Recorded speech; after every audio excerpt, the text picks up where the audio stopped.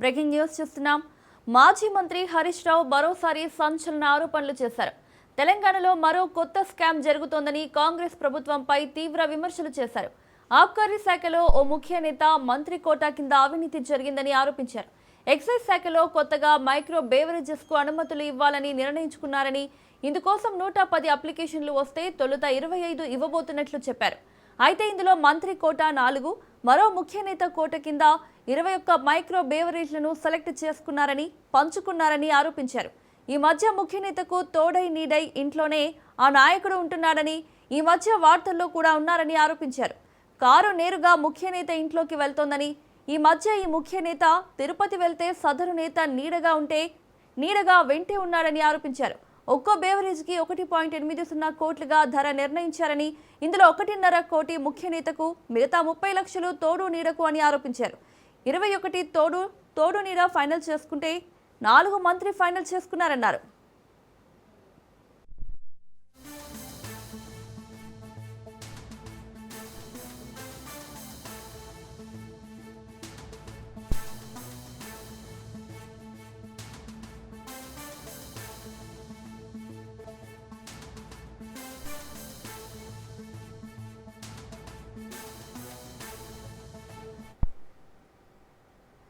Khairatabad MLA Danam Nagender కు శాసనసభ speaker గడ్డం ప్రసాద్ కుమార్ తాజాగా నోటీసులు జారీ చేశారు. దానంపై అనర్హత పిటిషన్ వేసిన బీఆర్ఎస్ ఎమ్మెల్యే పాడి కౌశిక్ రెడ్డికి సైతం స్పీకర్ నోటీసులు ఇచ్చారు. వీరిద్దరూ ఈ నెల 30న విచారణకు హాజరు కావాలని వేరువేరుగా ఇచ్చిన నోటీసుల్లో తెలిపారు.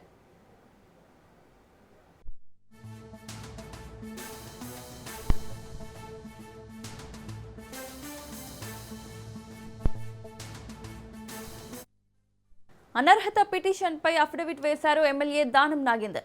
పిటిషన్ను కొట్టివేయాలని స్పీకర్కు విజ్ఞప్తి చేశారు. తాను బీఆర్ఎస్ కు రాజీనామా చేయలేదని, తనను బీఆర్ఎస్ నుంచి సస్పెండ్ చేసినట్టు సమాచారం కూడా లేదన్నారు. 2024 మార్చిలో కాంగ్రెస్ సమావేశానికి వెళ్లానన్నారు దానం నాగేందర్. కాంగ్రెస్ సమావేశానికి వ్యక్తిగత హోదాలో వెళ్లానని, తాను పార్టీ మారినట్టు బీఆర్ఎస్ భావిస్తోందన్నారు.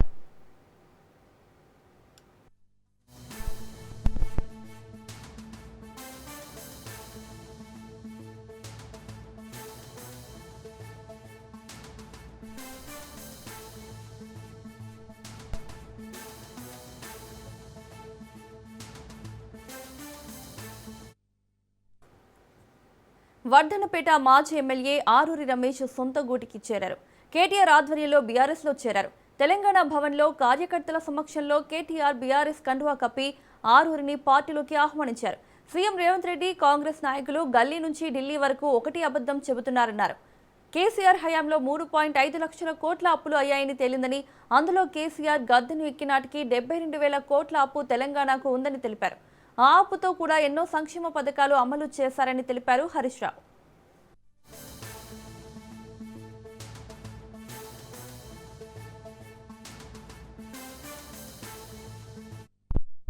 పెళ్ళై అత్తగారింటికి పోయిన ఆడబిడ్డ చాలా రోజుల తర్వాత తల్లిగారింటికి వస్తే ఎంత ఆనందం ఉంటుందో మీ అందరిలో అంత ఆనందం కనబడతా ఉంది. అంటే గుండె బరువెక్కిన గుండె ఒక్కసారి తేలికైతే చూడు, అమ్మయ్య మా ఇంటికి మేము వచ్చినాం అనే ఒక సంతోషం మీ అందరిలో కనబడతా ఉంది. నాకు తెలిసి ఇంకా ఏడాది పోతే కాంగ్రెస్ వాళ్ళు లైన్లు కడతారు, కానీ ఎవరిని తీసుకునేది ఉండదు. ఈ కాంగ్రెస్ దొంగల్ని తీసుకునేది ఉండదు. ఎందుకంటే మనం ఇలా అసలైన ఉద్యమకారులు, కార్యకర్తలు, మీలాంటి నాయకులు ఇవాళ కేసీఆర్ నాయకత్వంలో మనందరం కూడా కలిసి పనిచేద్దాం. పెద్దలు, ఈ కార్యక్రమంలో ఈరోజు పెళ్లి కొడుకు మా అన్న, మీ అందరి అభిమాన నాయకుడు, గౌరవనీయులు వర్ధనపేట మాజీ శాసనసభ్యుడు, తిరిగి సొంత గుటికి చేరిన ఆరూరి రమేష్ గారికి హృదయపూర్వకంగా స్వాగతం చెబుతూ, ప్రభుత్వాన్ని నడుపుతున్న కాంగ్రెస్ పార్టీకి తీరిక లేదు, దేశాన్ని నడుపుతున్న బీజేపీకి సోయి లేదు. అందుకే రమేష్ అన్న, నేను పొద్దున తప్పిపోయిన పిల్లగాడు సాయంత్రం ఇంటికి వస్తే ఎట్లుంటుందో గట్లున్నది నాకు ఇంటికి వస్తే అని చెప్పిండు. చాలా చాలా సంతోషం. మళ్ళీ తిరిగి సొంత గూటికి చేరినందుకు వారికి మనస్ఫూర్తిగా స్వాగతం చెప్తా ఉన్నా. ఇలా ఒక ఓపిక లేనోడు, తెలివి లేనోడు ఈ రాష్ట్రాన్ని పరిపాలిస్తున్నాడు. మీరు చూస్తున్నారు, పాపం ఆయనకు లేదు, ఓపిక లేదు. మీరు చూస్తున్నారు, ముఖం బాగాలేక వెనకటి కూడా అద్దంబల కొట్టిండట. గట్లున్నది రేవంత్ రెడ్డి కథ. నడపశాత అయితే లేదు. అప్పుడేమో అడ్డమైన అబద్ధాలు చెప్పిండు, గద్దెనెక్కి కూర్చున్నాడు. ఇలా నడపశాతం అయితే లేదు.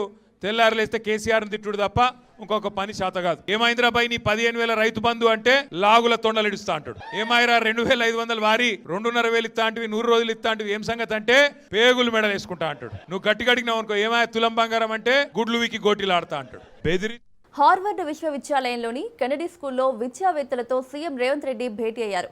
తరగతుల మధ్య విరామం సమయంలో CM Revanth Harvard ex vice provost head professor Dustin Tinsley, Harvard Kennedy school dean professor Jeremy వైన్స్టైన్లను కలిశారు. ఈ సందర్భంగా వారికి Telangana rising vision CM Revanth Reddy వివరించారు. కెనడీ స్కూల్తో భాగస్వామ్య సహకారాన్ని సీఎం కోరారు. సీఎం ప్రతిపాదనకు హార్వర్డ్ ప్రతినిధులు సానుకూలంగా స్పందించారు. విద్యారంగంలో నూతన ఫ్రేమ్వర్క్లపై హార్వర్డ్ ప్రొఫెసర్లతో చర్చించారు. పెద్ద స్థాయిలో విద్యా నాణ్యత పెంపు మార్గాలపై, ఆధునిక నైపుణ్యాల అభివృద్ధిపై, మానవ వనరుల అభివృద్ధి, ఆర్థిక వృద్ధి సంబంధంపై చర్చించారు.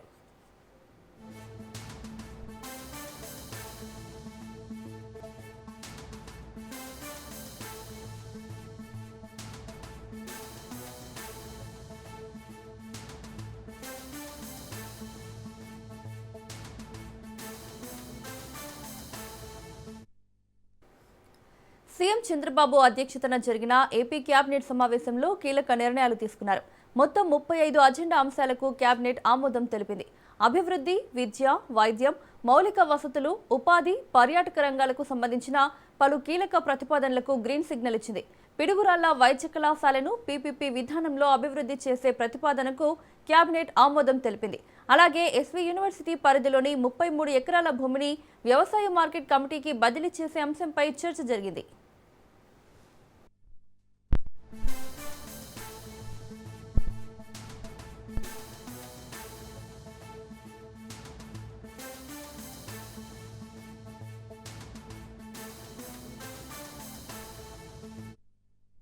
అమరావతి పరిధిలో వీధిపోటు భూములు కోల్పోయిన రైతులకు ప్రత్యామ్నాయ ప్లాట్లు కేటాయించే ప్రతిపాదనకు ఆమోదం తెలిపింది.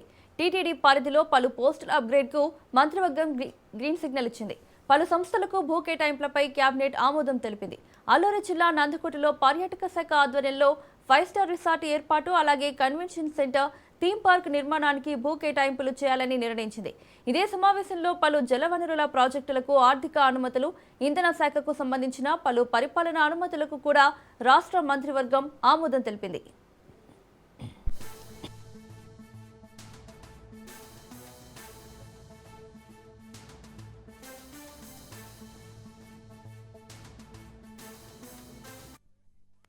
డెవలప్మెంట్స్లో లేటెస్ట్ ట్రెండ్స్ అంటే ప్రజల అవసరాలను దృష్టిలో పెట్టుకొని ఆ విలువైన భూమిని దృష్టిలో పెట్టుకొని ఏ విధంగా అభివృద్ధి చేయొచ్చో కొంచెం స్టడీ చేసి అభివృద్ధి చేయమని చెప్పేసి చెప్పడం జరిగింది. షాపింగ్ కాంప్లెక్స్ లాగా అంటే ఆదాయం రావాలి, ప్రజలకి మేలు జరగాలి, అన్ని రకాల వ్యాపారాలు అక్కడ జరిగే విధంగా ప్రత్యేకంగా అగ్రికల్చర్ బేస్డ్ అంటే షాపింగ్ కాంప్లెక్స్, అదేవిధంగా రైతులకి ట్రైనింగ్ సెంటర్స్, సో ఆ విధంగా చేయమని చెప్పేసి కూడా సూచించడం జరిగిందని చెప్పేసి మనం చేస్తాను. పిడుగురాళ్ల ప్రభుత్వ వైద్య కళాశాల మరియు ఆసుపత్రిలో అదనంగా బెడ్లు పెంపు, కొత్తగా 837 పోస్టులు శాంక్షన్ గురించి విడుదల చేసిన జీవోలకు కేబినెట్ అనుమతి. ఈ కాలేజీ మనందరికీ తెలిసిందే, 100 MBBS సీట్లు కలిగిన కాలేజీ. MNC అంటే medical national NMC national medical commission norms ప్రకారం 420 పడకల బోధనాసుపత్రి ఉండాలి. అదేవిధంగా కావాల్సిన పోస్టులు ఏదంటూ ఉన్నాయో వాటన్నిటిని దృష్టిలో పెట్టుకొని ఈ జీవోలు ఇవ్వడం జరిగింది. అంటే బెడ్స్ 330 నుంచి 420కి, అదేవిధంగా 837 పోస్టులని మరి ఈ జీవో ద్వారా ఏదైతే శాంక్షన్ చేశారో వాటిని రాటిఫై చేయడం జరిగిందని చెప్పేసి మనం చేస్తాం. గార్డెన్ సిటీ రియాలిటీ ప్రైవేట్ లిమిటెడ్కి ఈ భూమి కేటాయించడం జరిగింది. దాదాపు 18 ఎకరాలు అనుకుంటాను తిరుపతిలో. ఈ రియాలిటీ కంపెనీ ఈ 5-6 సంవత్సరాలు కూడా ఎటువంటి డెవలప్మెంట్ చేయకపోవటం, నిబంధనల ప్రకారం డెవలప్మెంట్ చేయకపోవటం దృష్టి పెట్టుకుని దీన్ని LOI ఏదైతే ఇచ్చారో దాన్ని క్యాన్సిల్ చేయడం జరిగింది. బిడ్ గ్యారంటీ ఏదైతే ఇచ్చారో కూడా దాన్ని కూడా ఎన్కాష్ చేసుకోవడం జరిగిందని చెప్పేసి మనం. ఏపీ బడ్జెట్ సమావేశాల తేదీలు ఖరారయ్యాయి. ఫిబ్రవరి 11 నుంచి మార్చి 12 వరకు శాసనసభ బడ్జెట్ సమావేశాలు సుదీర్ఘంగా జరగనున్నాయి. 2026-27 ఆర్థిక సంవత్సరానికి సంబంధించిన రాష్ట్ర బడ్జెట్ను ఫిబ్రవరి 14న ఆర్థిక మంత్రి పయ్యావుల కేశవ్ సభలో ప్రవేశపెట్టనున్నారు. అదే రోజున వ్యవసాయ మంత్రి అచ్చెన్నాయుడు వ్యవసాయ బడ్జెట్ను సమర్పించనున్నారు. సమావేశాల తొలి రోజు ఫిబ్రవరి 11న గవర్నర్ ఉభయ సభలను ఉద్దేశించి ప్రసంగించనున్నారు. అనంతరం గవర్నర్ ప్రసంగానికి ధన్యవాదాలు తెలిపే తీర్మానంపై చర్చ ప్రారంభమవుతుంది. అదే రోజు స్పీకర్ అయ్యన్న పాత్రుడు నేతృత్వంలో బీఎస్సీ సమావేశం జరుగుతుంది. ఫిబ్రవరి 13న ముఖ్యమంత్రి చంద్రబాబు నాయుడు ఈ తీర్మానంపై ప్రసంగించనున్నారు.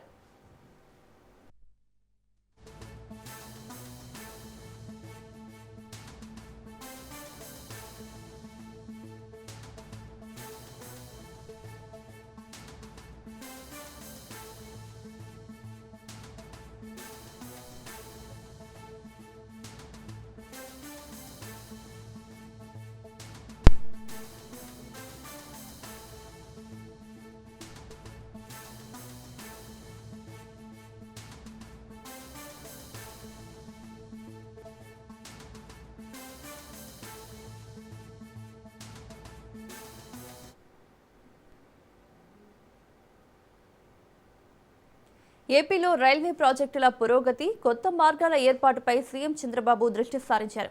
సచివాలయంలో దక్షిణ మధ్య, తూర్పు కోస్తా, దక్షిణ కోస్తా రైల్వే డివిజన్ల జనరల్ మేనేజర్లు, ఇతర ఉన్నతాధికారులతో ఆయన ఉన్నత స్థాయి సమీక్ష నిర్వహించారు. రాష్ట్రంలోని వివిధ పోర్టుల నుంచి తెలంగాణ, కర్ణాటక, ఛత్తీస్గఢ్, మహారాష్ట్ర, మధ్యప్రదేశ్ రాష్ట్రాల్లోని హింటర్ల్యాండ్కు సరుకు రవాణాను పెంచేందుకు అవసరమైన రైలు అనుసంధానంపై సమావేశంలో చర్చించారు. అలాగే రాయలసీమ ప్రాంతాల నుంచి కోస్తాంధ్రలోని వివిధ ప్రాంతాలకు కనెక్టివిటీని మెరుగుపరిచే అంశాలపైన సమీక్షించారు.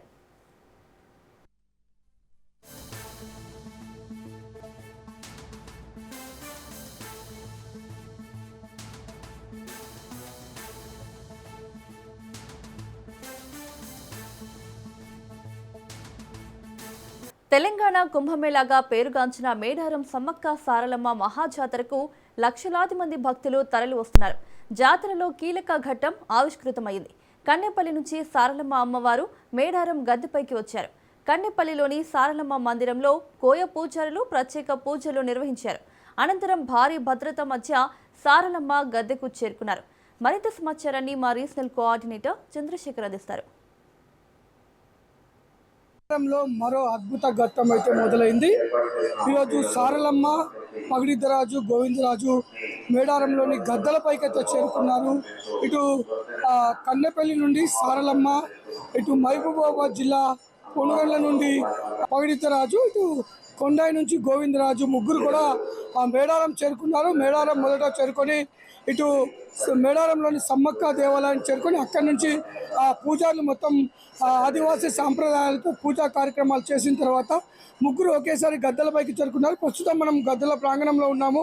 ఇప్పుడు ప్రస్తుత గద్దలపైకి సారలమ్మ, పగిడిద్దరాజు, గోవిందరాజు ముగ్గురు చేరుకున్నారు. మొత్తం మంత్రులు కూడా వీరి యొక్క రాక కోసం మంత్రులు కూడా ఇటు మంత్రి సీతక్క, ఇటు అడ్లూరి లక్ష్మణ్ వీరంతా కూడా అమ్మలతో పాటు వారు కూడా గద్దలపైకి రావటం, ఇక్కడ వారు కూడా అమ్మలను దర్శించుకొని ఇటు సారలమ్మకు, పగిడిద్దరాజు, గోవిందరాజు కూడా ఇటు పూజలు చేయడం జరిగింది. తదనంతరం ప్రస్తుతం భక్తులు కూడా భారీగా ఉన్నారు. ఇటు సారలమ్మ, పగిడిద్దరాజు, గోవిందరాజు ముగ్గురు గద్దలపై ఉంటే మనం చూడండి, సారలమ్మ రాకతో మేడారం గద్దల ప్రాంగణం మొత్తం కూడా పులకించిపోయింది. భక్తులంతా కూడా కుటుంబ సమేతంగా వచ్చి మొక్కులు చెల్లించుకుంటున్న పరిస్థితి అయితే ప్రస్తుతం గద్దల ప్రాంగణంలో ఉంది.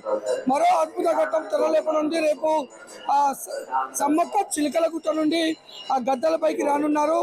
సమ్మక్క రేపు గద్దలపైకి వచ్చిన తర్వాత సమ్మక్క, సారలమ్మ, పగిడిద్దరాజు, గోవిందరాజు నలుగురు కూడా రేపు గద్దలపై ఉండనున్నారు. గద్దలపైకి వచ్చిన తర్వాత కొంత ఆదివాసీ పూజారులు కానీ వడ్డర్లు వారు కొంత వారి యొక్క ఆదివాసీ సాంప్రదాయాల ప్రకారం కొంత పూజా కార్యక్రమాలు ఉంటాయి. తదనంతరం ఇటు తిరిగి భక్తులను అమ్మవారిని దర్శించుకోవడానికి అలో చేస్తారు. దాంతో భారీగా భక్తులు వచ్చే అవకాశం ఉంది. రేపు నలుగురు కూడా గద్దలపైకి ఉండనున్న నేపథ్యంలో రేపు సాయంత్రం నుంచి కూడా ఆ అమ్మలను దర్శించుకొని మొక్కులు చెల్లించుకోవడానికి భారీగా భక్తులు వస్తారు. ఇప్పటికే ఈ యొక్క మహాజాతర 4 రోజుల పాటు జరిగే మహాజాతరకి 2 కోట్లకు పైగా భక్తులు వచ్చే అవకాశం ఉందైతే అధికారులు అంచనా వేశారు. వచ్చే భక్తులకు కూడా ఎలాంటి ఇబ్బందులు తలెత్తకుండా వచ్చే వారు క్షేమంగా కుటుంబ సమేతంగా కూడా ఇటు జంపనవాగు వద్ద తలనీలాలు సమర్పించి పుణ్యస్నానాలు చేసి కుటుంబ సమేతంగా గద్దలకు పైకి చేరుకొని అక్కడ వారు నిలువెత్తు బంగారాన్ని అలాగే వడి బియ్యం చీర సారలు అమ్మలకు సమర్పించి కుటుంబ సమేతంగా మొక్కులు తీర్చుకొని తిరిగి క్షేమంగా వారి ఇంటికి వెళ్ళే విధంగా అధికార యంత్రాంగం మొత్తం అన్ని ఏర్పాట్లు అయితే చేసింది. ఇటు భారీగా వస్తున్న భక్తులతో మేడార ప్రాంగణం మొత్తం జాతరనైతే తలపిస్తుంది. కెమెరామెన్ బాలుతో చంద్రశేఖర్, రాజ్ న్యూస్, మేడారం.